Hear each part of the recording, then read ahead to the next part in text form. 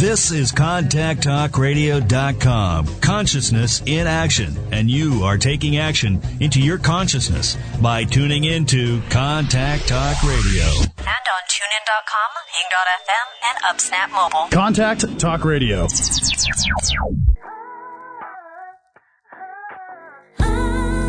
Welcome to Sex is Medicine, your number one resource for holistic sex education.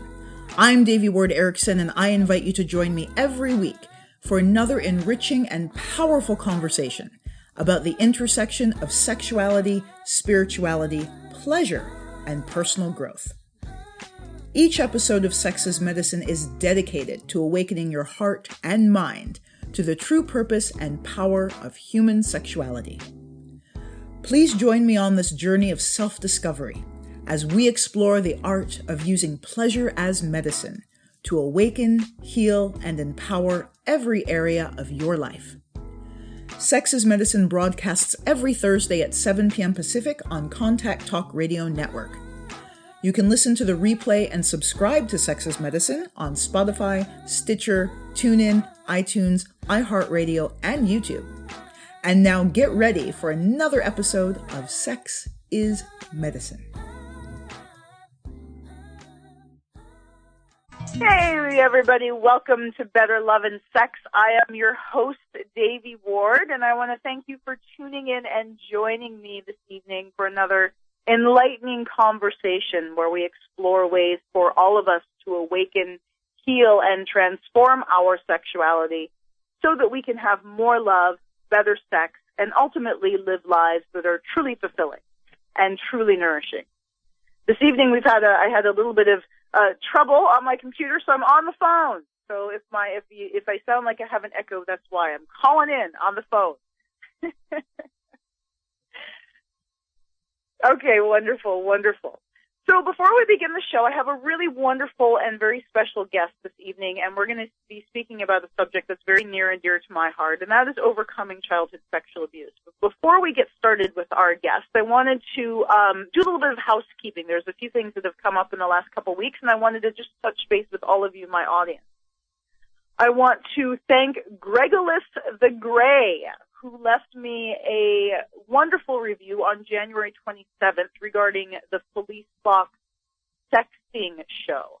And so I just want to acknowledge you, whoever you are, Gregolis the Gray, I don't think you're probably gay, but Gregolis the Gray, for leaving a review. And I would love to give you your gift, which is the trilogy of It's Just Sex. But I have no way, I don't know how to get it to you. So if you're listening, I hope you're out there listening, please send me an email through DavyWardTantra.com and leave me your email address and let me know where to send you your prize, because you certainly deserve it. You gave us a wonderful review, and I want to make sure that I fulfill my commitment to you.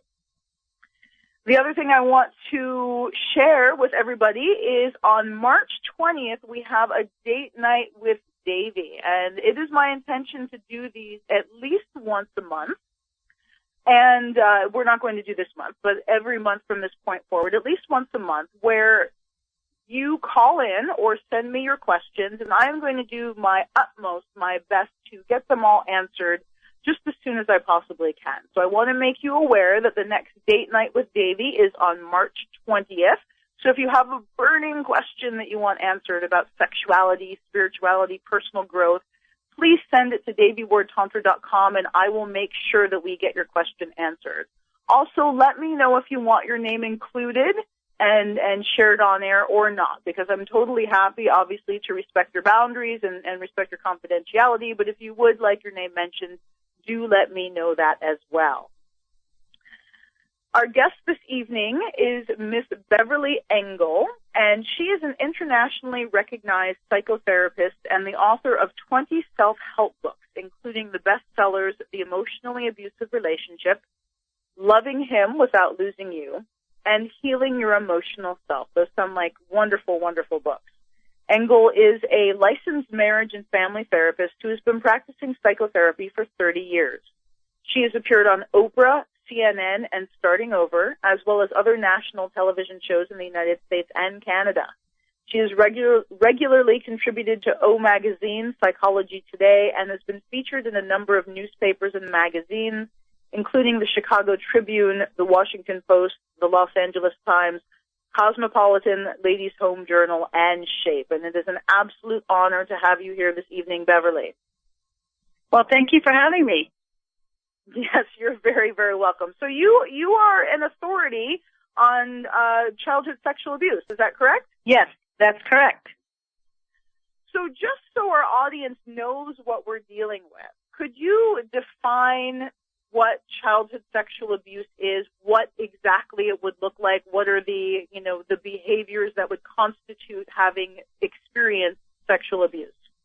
Okay, well, in general, childhood sexual abuse is any contact between an adult and a child or an older child and a younger child for the purposes of sexual stimulation of either the child or the adult, and usually results in sexual gratification for the older person. Now, that doesn't mean that there has to be actual penetration. That can include anything from fondling, having the child fondle the adult fondling the child. It can even include genital exposure, the adult or older child exposing his or her genitals to the child. It can include masturbating in front of the child or having the child masturbate the adult or the adult masturbating the child. It can include oral sex, either giving or receiving. It can include penetration either of the vagina or the anus.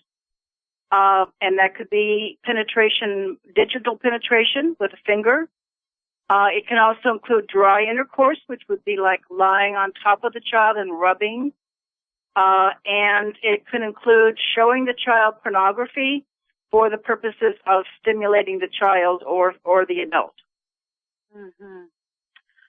So it can look a variety of different ways, but absolutely the main issue is that it's sexual contact for the purpose of stimulating the adult and possibly the child, but it sounds like most of the older person involved is primarily stimulating them in some way. Because I'm assuming right. If they're watching the child being stimulated, they're going to be stimulated as well.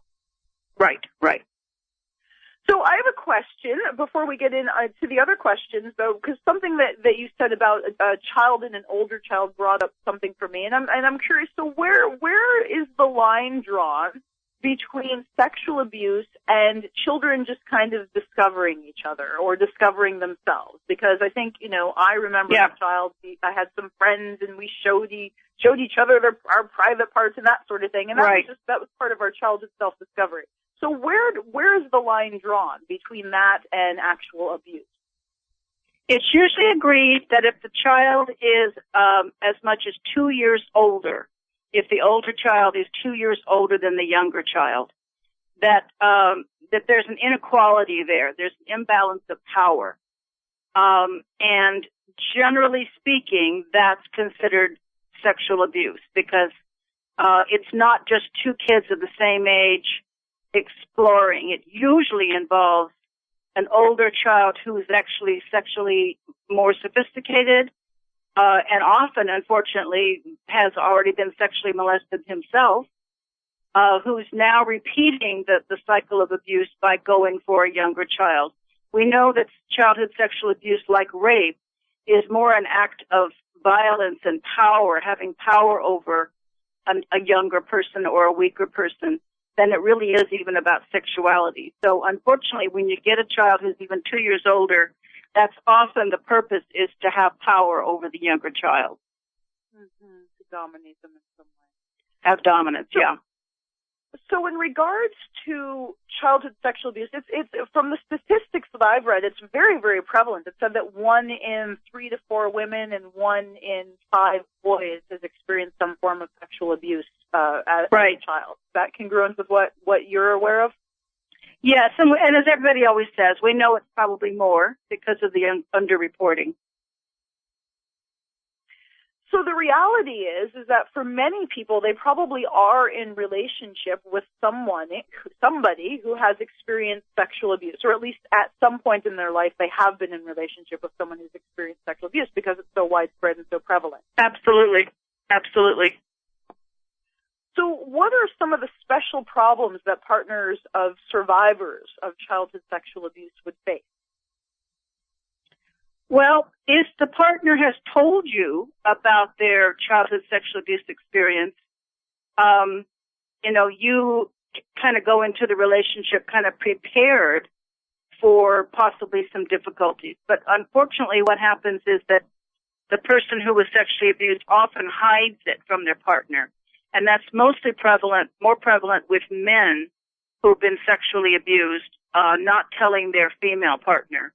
As we know, there's a great deal of shame around sexual abuse, but there's even more shame around a male admitting that he was sexually abused.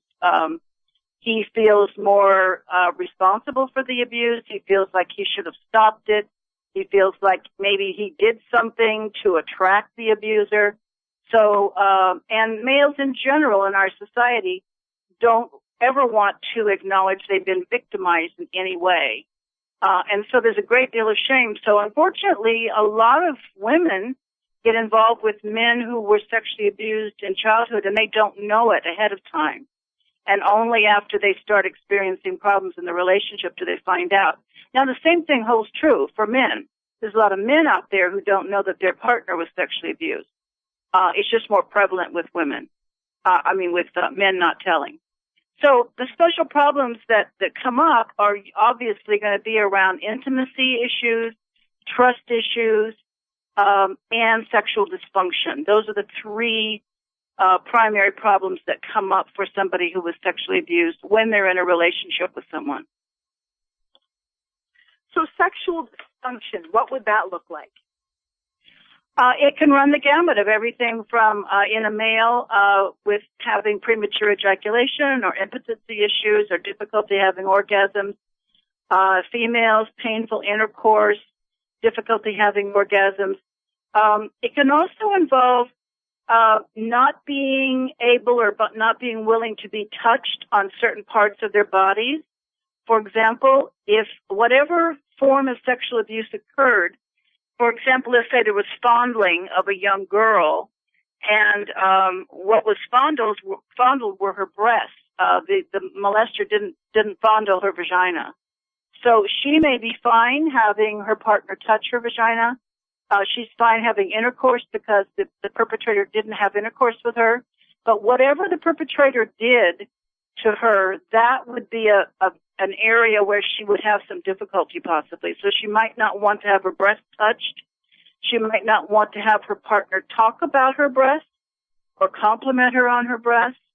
A male, if the person who molested him, touched his testicles, he might not want to have his partner touch his testicles. So we find people who have areas of their body that they don't want to have touched, or certain types of touching they won't like, or certain sexual acts they won't like. And it's usually because that's what was done to them as a child. Mm-hmm. So it's triggering for them at this point. Right. So we also have lack of sexual desire, or the extreme of the opposite, which would be a hypersexuality, having a partner who kind of insists on having sex all the time. It's very often one of the two extremes. I had read an article many, many years ago about how there was I don't know what the word is, a predominance or an uprising of women in their mid-30s who were suddenly remembering having been sexually abused as a child. The memories were suppressed for most of their lives, and then they just all of a sudden started remembering, and one of the symptoms was they went from having a very normal and natural, healthy sexual desire to having absolutely no sexual desire whatsoever, and that was before they even realized. But that was like a pre-symptom of the abuse memories arising. Right. That kind of thing is fairly common. Another thing that's common is your sexuality may be fine until you have a child, and that when that child reaches a certain age, the age when you were molested, suddenly the memories may come back. You may have repressed all the memories until you actually have a child. And then your sexuality can be affected. And of course, fears about your child being abused can come up. But memories can be triggered by all kinds of things. And yeah, a lot of people don't have memories until something triggers the memories. So that is a fairly common experience that people just kind of suppress it or don't remember, and then all of a sudden later on in life they're like, whoa, I was sexually abused as a child. Right. So what are some red flags to look out for? Because, and that was the case with me. I actually went through all of my life not realizing that I had been sexually molested as a child. And then, 4 years ago, I started having the memories surface. And it was a relief. It was a shock, but it was also a relief because it made so much about me and my life make sense finally. It was like the missing piece of the puzzle. And looking back over my life, I could see all the little red flags that, because I didn't understand what was going on, at the time I didn't recognize as red flags. So if you're in a relationship with somebody and you may suspect that they've been sexually abused, or you don't know, or, you may be totally clueless, but you're listening to this program, what are some red flags to look out for in your partner's behavior that may indicate that they may have experienced this type of abuse as a child? Well, all the things I've talked about so far, the sexual problems that can come up, of course, there's lots of other causes for sexual dysfunction. But I would look especially for somebody who has a lack of sexual desire, somebody that you have to always be kind of talking them into having sex. They would just really prefer not to have sex. Or the opposite, somebody who's just hypersexual, who has to have sex all the time, who's constantly complaining to you that you're not sexual enough. Somebody who has compulsive masturbation, just masturbating constantly, and there's always a pressure for sex. Those two extremes. And then, like I said, not wanting to have certain parts of the body touched, not wanting to get involved in certain kinds of sexual activities. Now, there's a lot of people who might not want to get involved, say, with kinky sex. That doesn't mean that they were sexually abused. But if you have a particular position that you like and your partner just refuses to even try it, that could be an indication. Okay? So I would really ask more questions and talk about it. As far as general red flags, it's just so difficult to say. There's so many. If somebody has to be drunk before they have sex, or has to be, high on some kind of a drug before they can have sex. If your partner seems to really change radically, she or he seems kind of conservative, and then when they start to drink, they really kind of another personality kind of pops out, and they become, really intense around sexuality and kind of pressuring you and maybe wanting to watch pornography, something that's kind of out of character for them. Somebody, you saw them as one way, and then when they drink, they become somebody else.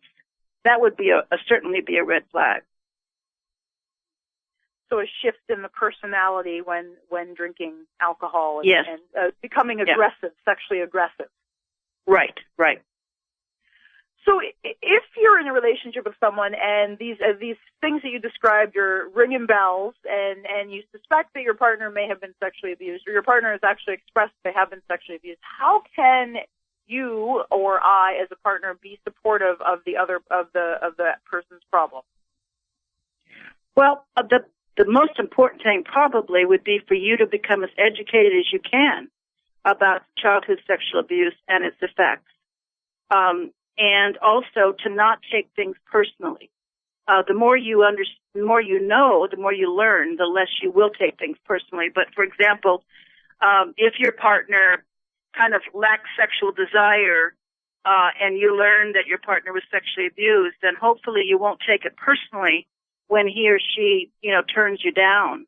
Hopefully you'll begin to understand that this is a difficult issue for your partner, and you want to look for ways to make your partner feel more comfortable and relaxed versus getting upset and feeling rejected. Mm-hmm. So learning about what the symptoms are, learning the signs can be very helpful to understanding what's going on for the survivor and how to best support them, because taking things personally obviously isn't going to support them in their healing process. Absolutely. Absolutely. It's really necessary that they get information, because there's a lot to learn, and the more they learn, they won't take it as personally, and they will be more supportive. So can you recommend, I know that you have a book that I read, I can't remember the title of it, fabulous. So could you share with our audience your titles that you have and any other titles you have to recommend for people who want to learn more about what these symptoms are? Well, my book is recommended because it's called The Right to Innocence. It's just a small paperback. It's been out for years, but it's one of the best books around because it's written in very easily understandable terms, and it's not overwhelming. It doesn't have a lot of horrible case histories that kind of traumatize people. The Courage to Heal, of course, is a wonderful book, and they've written a couple of books, one for partners, and they're wonderful books. The problem with them that I've heard from some clients is the case stories can be a little bit overwhelming, a little bit traumatic for some people. So my book is a good one to start with. There's a book actually called The Sexual Healing Journey, and that's a very good book for people who are having some sexual issues because of sexual abuse. It's good for the partner and for the victim. And so all of these, can these just be found on Amazon? Yes. So we are going to take a quick break, and when we come back, we're going to hear more about the signs and symptoms and indications of childhood sexual abuse and what we can do about it and what you can do as a partner. So we'll be right back.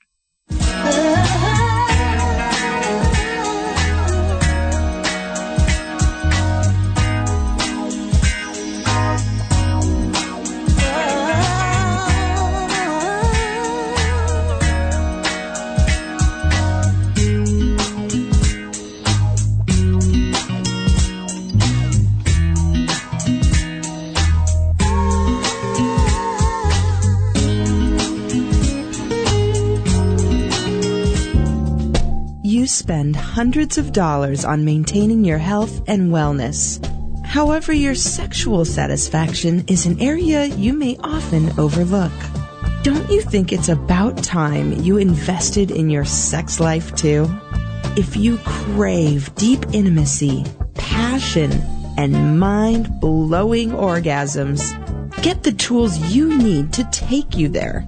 Register for your free video introduction at AuthenticTantra.com right now and make an investment in your pleasure.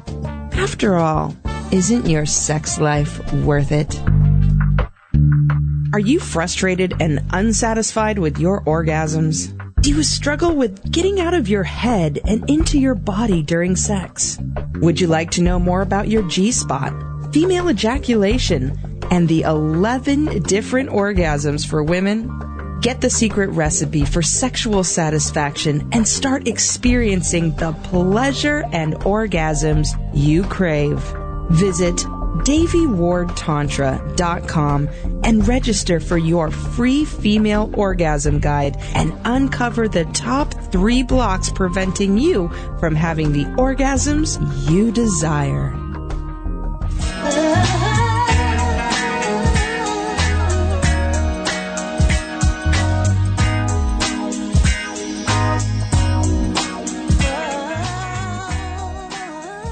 Welcome back to Better Love and Sex. This is your host, Devi Ward, and I am here with the illustrious Beverly Engel, and we are speaking about what to do when your partner has a history of childhood sexual abuse, and what to do if you have a history of childhood sexual abuse.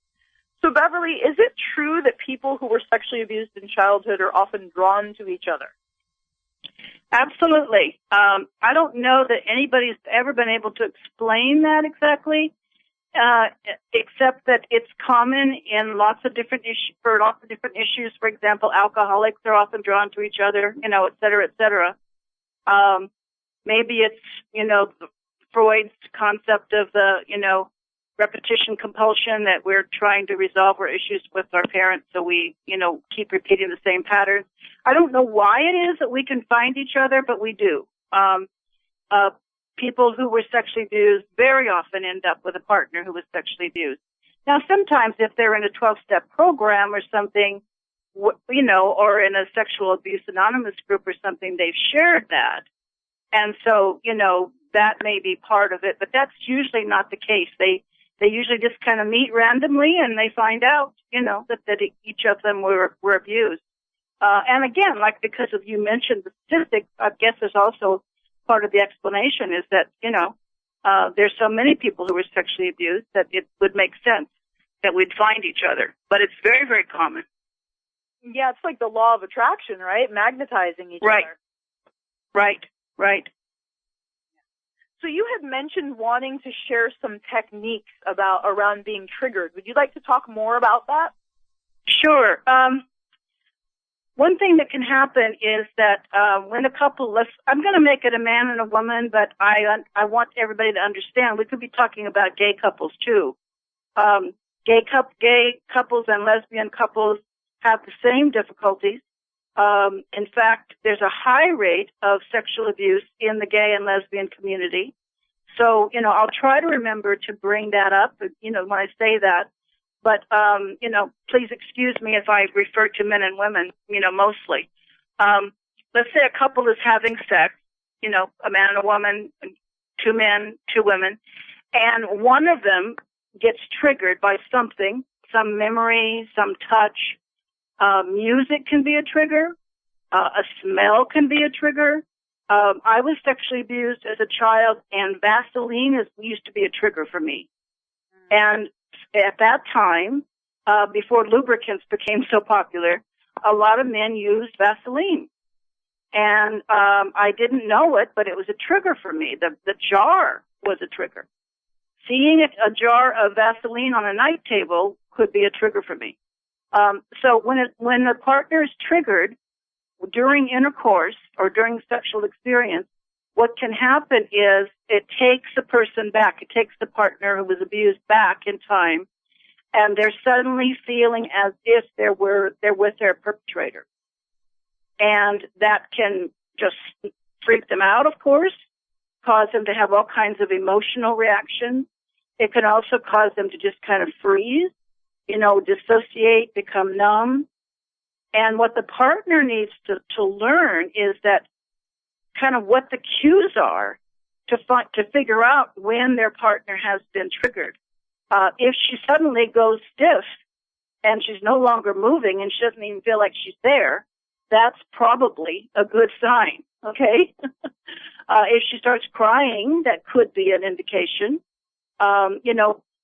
But the partner needs to become aware of what the signs are of their partner being triggered, and then the partner needs to stop all movement, stop all activity, and look in the eyes of their partner and have their partner look in their eyes, so that the person who was abused is now looking in the face of their partner and seeing in those moments that they're not with their perpetrator, they're with their partner.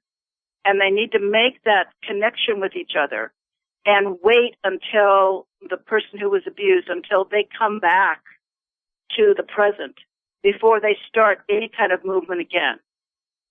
And if they do that, if the partner number one gets in touch with what the symptoms are when their partner is triggered, or obviously it's even more important that the partner who's been molested says something if they can. If they can have a code word or if they can say stop, that's great. But unfortunately, they can't always speak in those moments. So that's where the partner comes in, who has to kind of be aware of the signs. And that's it's extremely effective way of having the activities go on again and continue even after somebody's triggered. They have to be brought back to the present. They need to breathe. They need to look in their partner's face and see their partner's face. I've had some clients who even continue to see their perpetrator's face for a few minutes, and they have to wait until they actually see their partner's face before they ever continue. And for some people, they can't continue, okay? that's it for the night, or that's it for the day once they've been triggered. But it's a very effective technique for being able to get back into it again. So I have a question for you. Say somebody is able to go through that cycle, and their partner notices that they've frozen, and they talk them through it, and they get present again, and they're able to get through that and then begin making love again. Does that heal? Is that part of the healing process of the trauma? I don't know if I can even answer that for sure. In a sense, it's healing. It's healing for the relationship because it's building trust. The person who was sexually abused is building trust in their partner that he or she's that in touch with them and is willing to stop, is willing to put aside their own sexual desires for the moment. So it can certainly build trust. And you would think that positive experiences like that would help in the healing process. But honestly, I don't know. I don't know if it actually heals the abuse or it's just going to be more healing to the relationship. And you've been working with supporting people in this for 30 years. Is that correct? Right. So here's a question for you. In your 30 years, how common is it for women who have experienced sexual abuse to experience vaginal pain? I'm sorry, to experience vaginal orgasm, were you saying? No, vaginal pain. So vaginal pain. It's quite common. Experience? It's quite common. It's a very significant symptom of sexual abuse. Of course, other things can cause vaginal pain, but it's a very common symptom. There's other things that can cause vaginal pain, such as not being lubricated enough, having a smaller vaginal cavity and the man having a very large penis. Things like that can cause some pain. But those things usually can be fixed, with more lubrication or whatever. Vaginal pain that's caused from sexual abuse is more long-standing. It doesn't seem to be a factor. The size of the penis or the lubrication doesn't seem to be that much of a factor. It's more of an emotional pain that comes up. And what about for men? What are genital symptoms that they experience? Premature ejaculation sounds like one, perhaps inability to orgasm. What have you observed through the years? Actually, one of the most common symptoms for a male is not being able to ejaculate, not being able to have an orgasm. It used to be called retarded ejaculation. It's called something else now. I forgot what it was. But it's partly an issue of trust, letting go. They may kind of be holding themselves in check emotionally, and not completely trusting their partner. And this wouldn't be necessarily conscious on their part, but or sexuality could be traumatizing in itself without them realizing it. And it's kind of as you think of it, a man having an orgasm and ejaculation is really kind of a letting go. It's a letting go of control. It's really being vulnerable. And so we could see that a male who was sexually abused may have some difficulties letting go like that. So how can partners learn to cope with these problems? What can they do? Well, again, the most important thing is reading about it, learning about it, and then secondly, the second most important thing, obviously, is to talk with each other. Have an open discussion about, what do you need from me? What are your fears? What are your concerns? Really openly talking with each other. That's the best thing in the world. If the partner who is sexually abused can be completely open and share everything, share their concerns, their trust issues, their fears, then they're going to be able to build trust together, just like in any relationship. And how important do you think it is for the person who was sexually abused to get some outside support, some counseling or psychotherapy or just some guidance in how to work, work deal? Yeah. Well, I think it's really, really important it's vitally important. And if they have some issue with one-on-one individual counseling, if it's either because they can't afford it or they just can't get themselves to go and talk to somebody about it, I really highly recommend groups. Groups for survivors of childhood sexual abuse are very, very successful.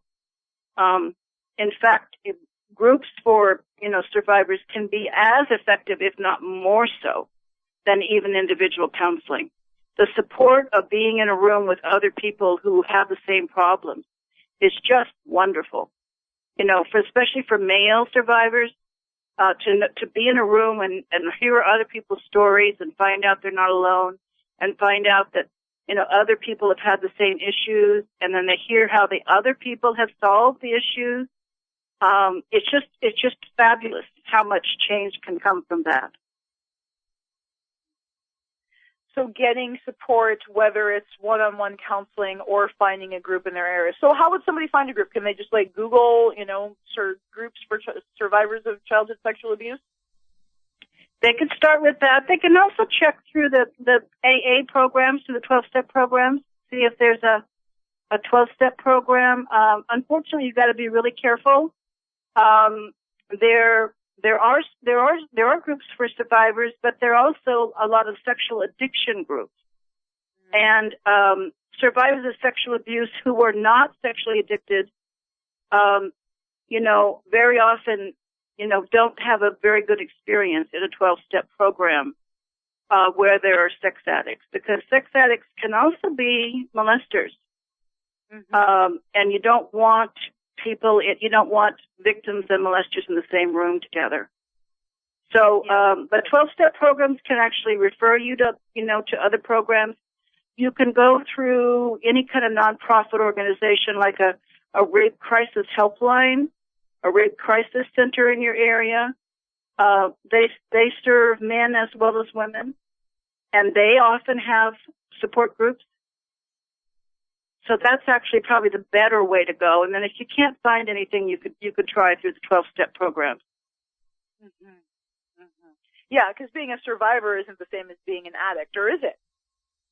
Well, it's not the same at all, except that a lot of survivors are also sex addicts. So, okay. but they're two separate issues to be worked on separately, actually.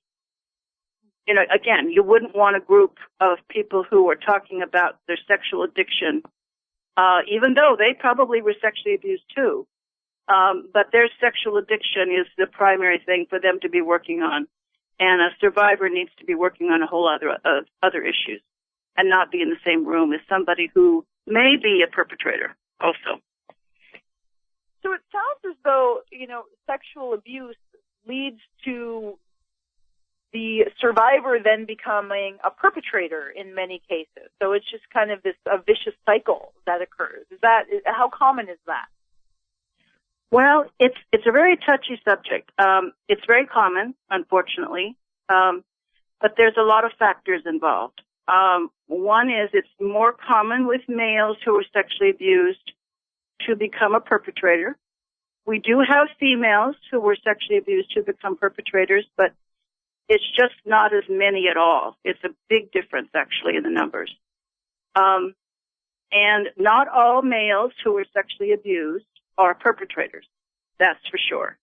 There are a lot of males who are sexually abused who are not perpetrators and, in fact, go out of their way to protect children and to take on a role as somebody who protects children. So we don't want to stigmatize males who are sexually abused to say that they are going to be perpetrators, because that's not the case. But then we look at people who are sexual perpetrators, and they mostly were sexually abused, okay, or physically abused in childhood. So it's confusing because it goes one way, but it doesn't go the other way. Mm-hmm.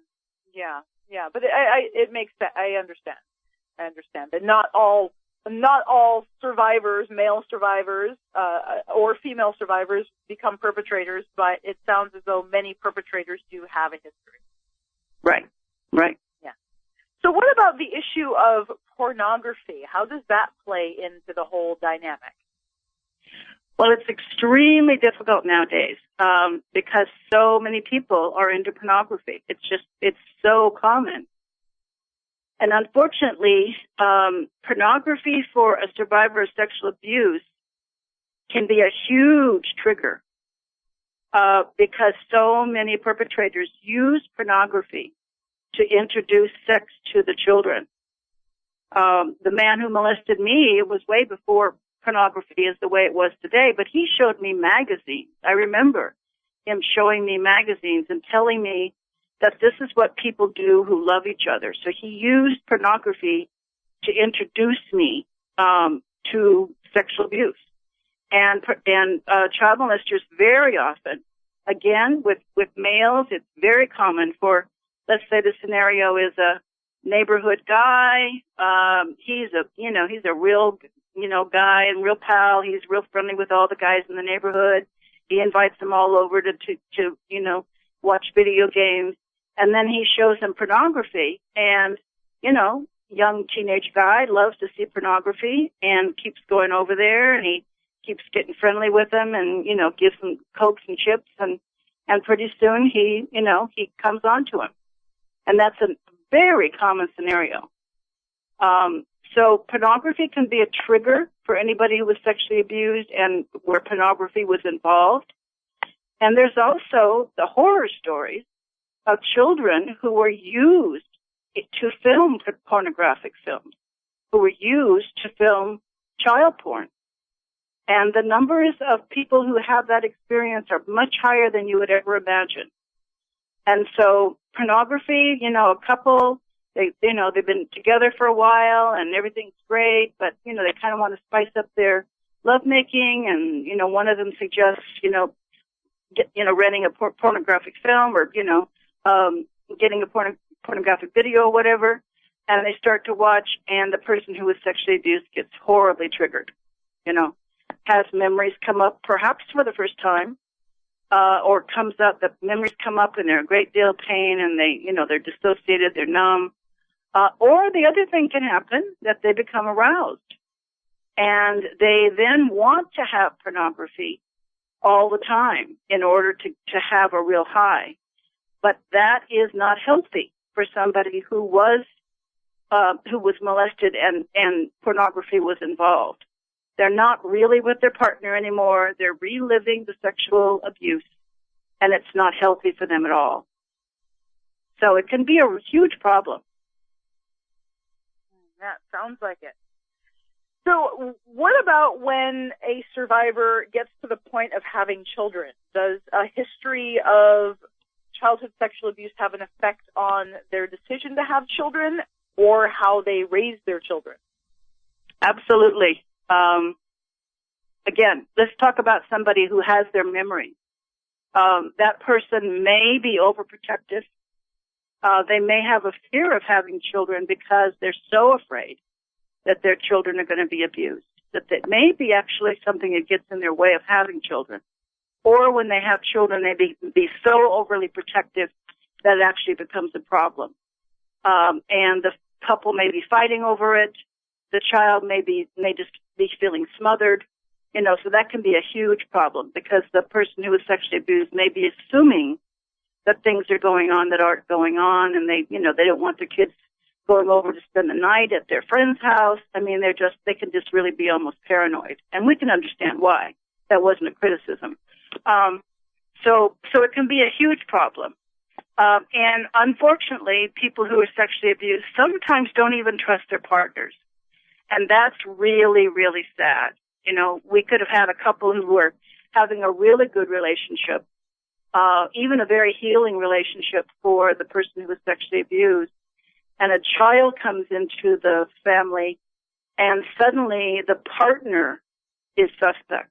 Suddenly I have clients who can't have their partner change the diaper of the baby. I have clients who can't let their partner be in a room alone with the child. They're so afraid that the partner is going to become sexually abusive. And that brings us full circle to going back to this idea about not taking things personally. Now, I understand that's easier said than done, to not take it personally if your partner is so afraid that you're going to molest your child that you can't be alone with your child. How can you not take that personally? But if you really know that it's a symptom and you really can be understanding, the two of you can work it out, probably by having some therapy together, or at the very least having the partner who was molested have some therapy to get past this fear. But that's a real good example. If the partner knows what's going on, he or she won't take it so personally. But it can be a huge problem of having children and being afraid of what could happen. The opposite can also happen. We have mothers who suddenly become deaf, dumb, and blind with their daughters, with a stepfather or a man that they bring into the house, making overt gestures toward their daughter, and suddenly the mother doesn't see it. She doesn't see anything going on whatsoever. And that's another symptom of childhood sexual abuse, is kind of zoning out and not seeing what's right in front of your face. If she were to face the fact that this new man was coming onto her daughter, number one, she'd have to get rid of the man. But number two, she might have to face her own memories of her own childhood sexual abuse. So if she's repressed her memories and suddenly this is going on in front of her face, she might not even see it. Yeah. So it's kind of a state of denial. Right. Yeah. So it sounds as though from everything you've said this evening that one of the primary issues is knowing that you've been sexually abused, and then if you know that you have, then communicating that to your partner so that you're both on the same page. You're both reading out of the same book. Because if not, it's kind of, it sounds kind of hopeless if you're just floundering and, blundering around in the dark, and all these triggers and all these traumas are arising, and nobody understands why. Nobody understands. Right. Nobody's able to read the signs and symptoms. So exactly. Unfortunately, I've had lots of couples who got divorced and didn't come into therapy till after the divorce, and didn't talk to their partner about their childhood sexual abuse, and it could have probably saved the marriage. So it's kind of almost irresponsible if you know you were abused. Well, it is irresponsible to not tell your partner, but it's also irresponsible to not get help and not consciously communicate with your partner about the issue. Yeah, and the reality is, I know for myself, I didn't understand that much of my behavior was actually like textbook case of someone who had been sexually abused. So until I became more educated myself, I didn't know. I didn't know to communicate, this is a symptom of my sexual abuse, so don't take it personally, because I didn't know, right? Right.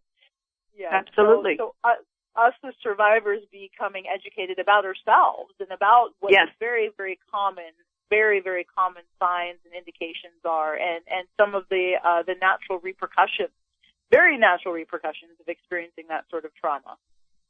Absolutely. And really getting it that you can't help it. You need to have, if you're a survivor, you need to have a lot of compassion for yourself. And that's different than self-pity or not getting over it.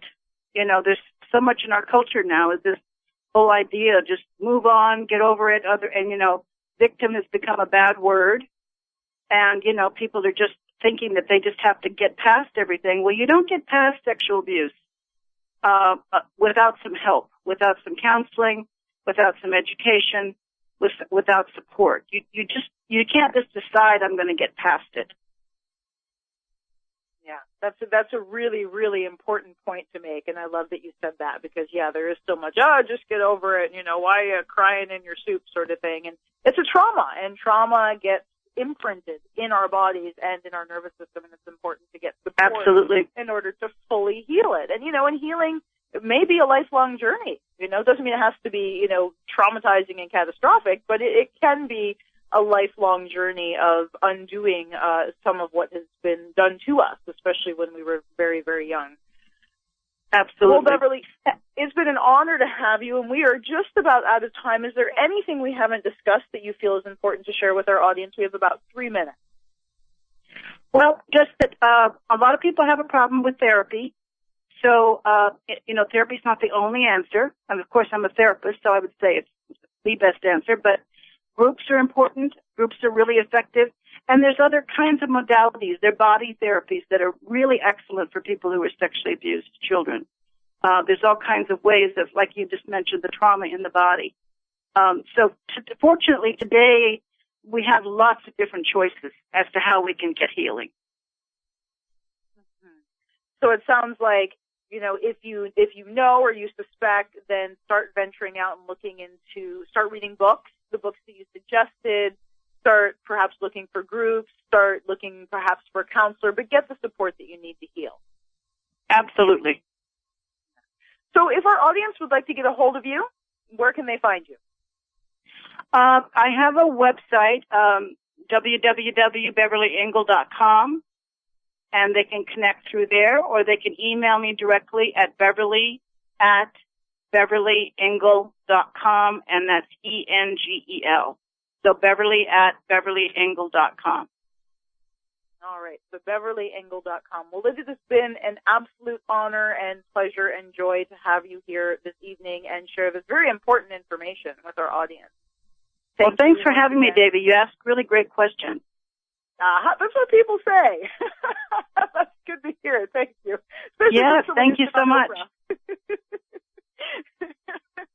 Wonderful. And thank you all for listening. I hope this evening has been enlightening for you and supportive for you and given you the tools that you need, or at least suggested the tools that you need to support you in your healing journey. Thank you all for tuning in, and join in next week for another exciting adventure of Better Love and Sex with Devi Ward. You've been listening to Sex is Medicine with Devi Ward Erickson, your #1 resource for holistic sex education. You can listen to and subscribe to Sex is Medicine on Spotify, Stitcher, TuneIn, iTunes, iHeartRadio, and YouTube. Just search Sex is Medicine with Devi Ward. Stay connected with me and my guests on Instagram, Facebook, and Twitter at Authentic Tantra, and learn how you can use Tantra as medicine to heal, awaken, and empower every area of your life at AuthenticTantra.com. Make sure to tune in to Sex is Medicine every Thursday at 7 p.m. Pacific on Contact Talk Radio Network, and join our watch party every Thursday evening on Facebook at Authentic Tantra. We look forward to you joining us next week for another episode of Sex is Medicine with Devi Ward.